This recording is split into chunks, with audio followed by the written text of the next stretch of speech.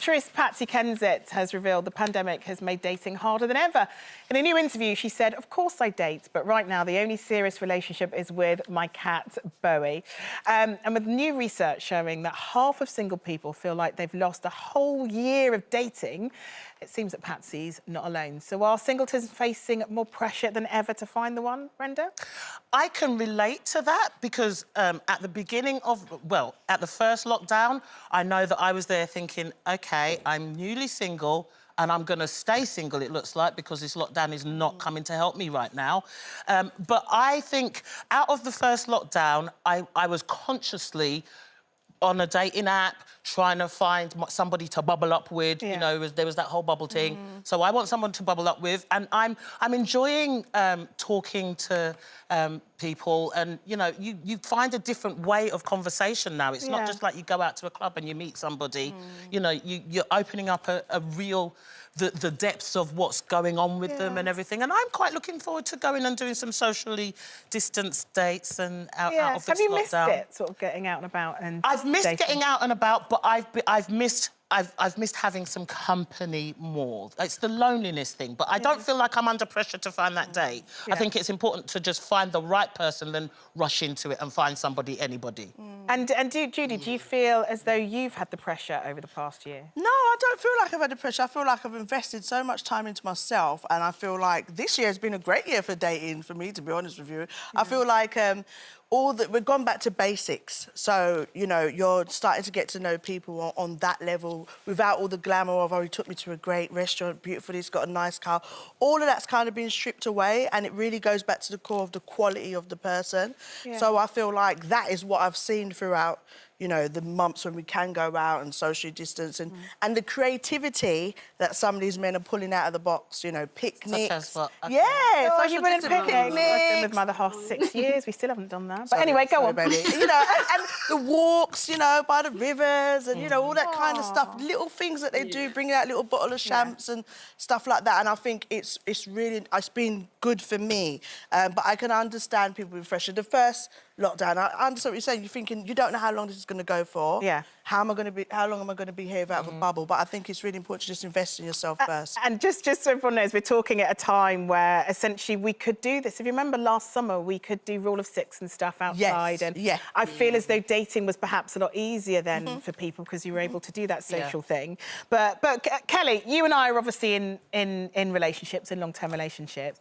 But can you remember what that pressure was like before you met your husband?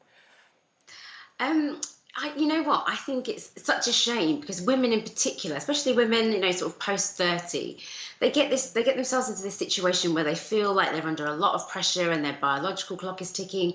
I remember for myself, I felt like that. I felt like, you know, once I hit 30, oh, there's all this pressure to have children, meet somebody, settle down, get married. But, you know, there's nothing wrong with being single and being happy in being single. It's almost like you kind of feel like if you're not with somebody, you're not complete, or you're not like a whole person, where you totally are.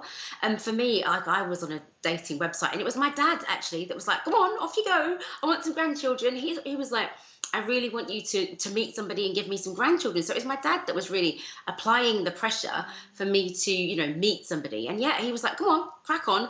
So yeah, I actually went on a dating website to meet my husband. But you know, it's one of those things that it's really difficult, I think, for lots of people in this time because they feel like they're so separated from everybody. So yeah, I do have sympathy for that. But I do think, you know, being single is also a very powerful place to be. No, I completely agree with you because I remember what that pressure was like in my early 30s, really. And I remember my 30th birthday being on the floor of my flat in absolute floods of tears because I, you know, wasn't with anyone, I didn't have kids. And then, as you say, Kelle, I learnt to love who I was and realise that I'm actually quite powerful by myself. And being in that headspace was the right headspace to be in to then meet my lifelong partner. But I have to say that at 35, if I was 35 and going into lockdown last year, I probably would be worried. Do you feel like you had stricter requirements when you got into your relationship at 35? Because I was 35. Yeah. And it's that situation where I hadn't, because of a woman's biological clock, and I knew I wanted children, I was not going to waste my time being with somebody who didn't want that. That would be a complete and utter waste of my time.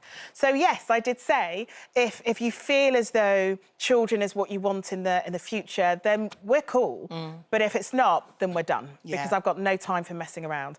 And you're right, Kelly, that comes with years of building that confidence in your 30s and realising that actually I'm OK by myself if I haven't met someone that shares my values. Yeah, and absolutely. And I think as women, especially if, you know, for myself, I was very business oriented from a very young age. And so I'd done all my traveling in my 20s.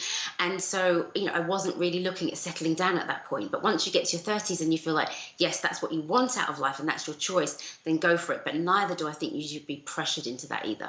You know, it's totally your choice. I think what Brenda said about, you know, sometimes if you're pressured, you end up picking the wrong person. It's something that a poet says. She always says, be careful what you pick for the meantime, because that meantime person will become your lifetime person. I think it's Ayana Van Zandt, But the one thing I have learned, and one of my requirements that's gone to the top in this pandemic, is find someone with a great sense of humour that knows how to have fun and knows how to laugh, because that's what you've needed in this, is a sense of humour. Yeah, and also know someone who's able to deal with a crisis, because that's what we're in at the moment. We've been living through a crisis, and I feel like we've connected with people in a very quickly. Yeah. Because everything has just gone, like you say, all the tassels and everything. And you're seeing a real person. Like. Yeah, and I think that's probably why so many people become so close so quickly.